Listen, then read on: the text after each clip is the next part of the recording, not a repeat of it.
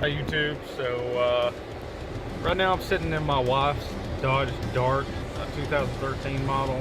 Have lost controls, the knobs underneath it don't work, and right now whatever the last setting that it was on it's stuck on it. She had it on defrost and it's on defrost full blast.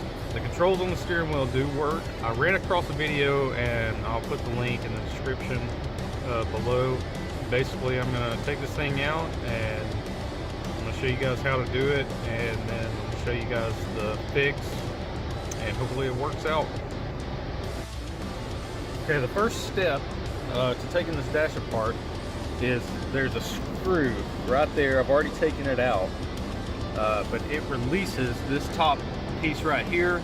Don't pull on the bottom piece because it's still attached.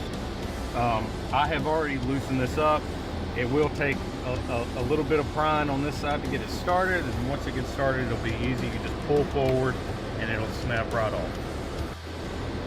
Next step is to remove all of these screws so that you can take the panel off. Okay, after you remove the screws along the top, just stick a flathead screwdriver in here and get this loosened up, and then just pop this side panel off like so. And what you're going for are these two screws right here. All right, after you remove the side screws, I tried to do it while I was holding the camera, but it just proved too hard to do. What you want to do is just pull this down, like you want to pull it forward till it pops. There are two clips, one right there and one right there. So just get a grip on it around here and on the side right here, and just pull the panel out. Now the next thing that you want to do, there's a screw right there that you want to get out, and then on the other side as well, one right there. All right, so after you have removed the bottom screws, what you want to do is take this panel off here. So on this side you can just stick your fingers in there and pull out right there, and then for the other side I just used a fairly big flathead screwdriver and pop it out right there. Now we should be able to just clip that back.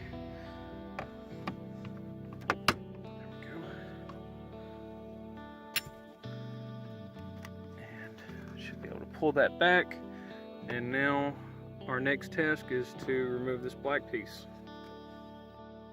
Alright, so we are going to remove the black shiny dash piece, and how we do that is first to remove this screw right here. It's going to be a little bit of a pain in the butt, but we're going to do it. In addition to where this screw is right here, I see one here and one here.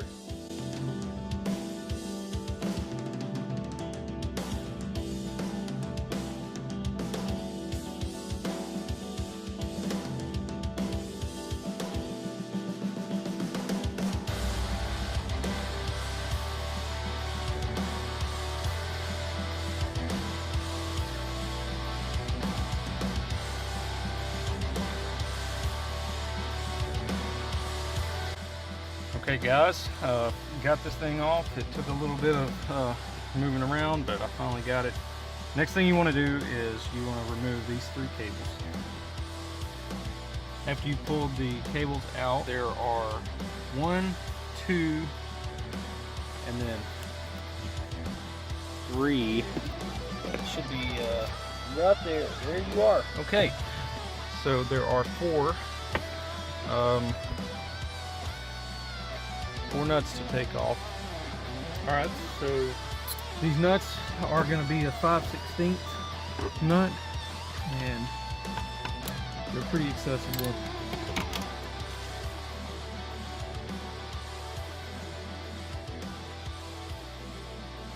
Alright, so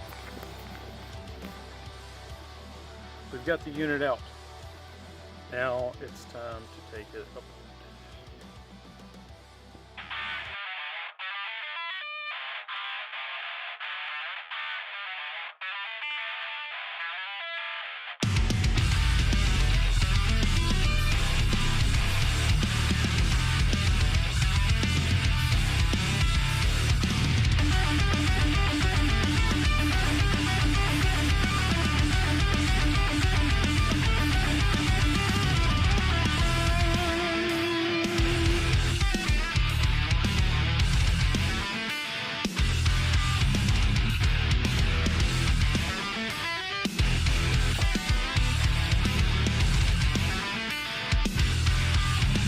This is the problem.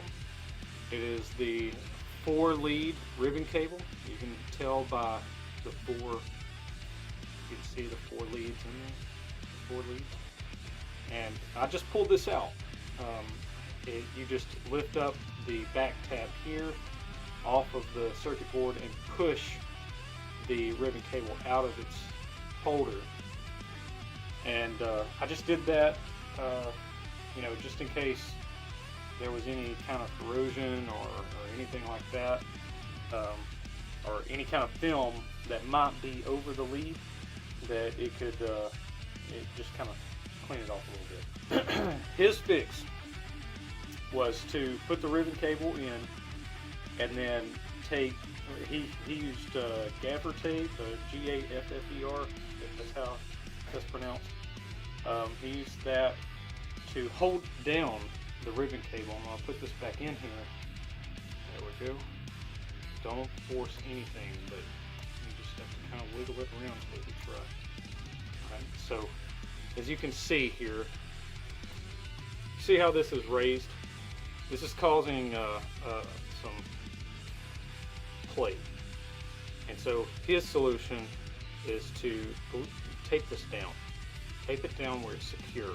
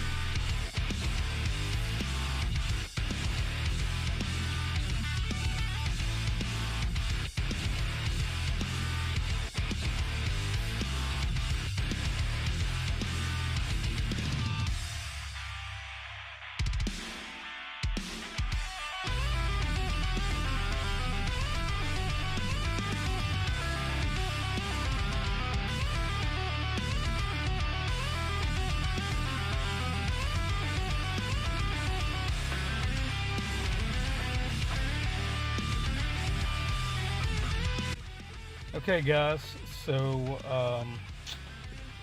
we put the unit back in, and I still need to button everything up, but I've got it plugged up right now. Let's go ahead and see if our efforts prove true.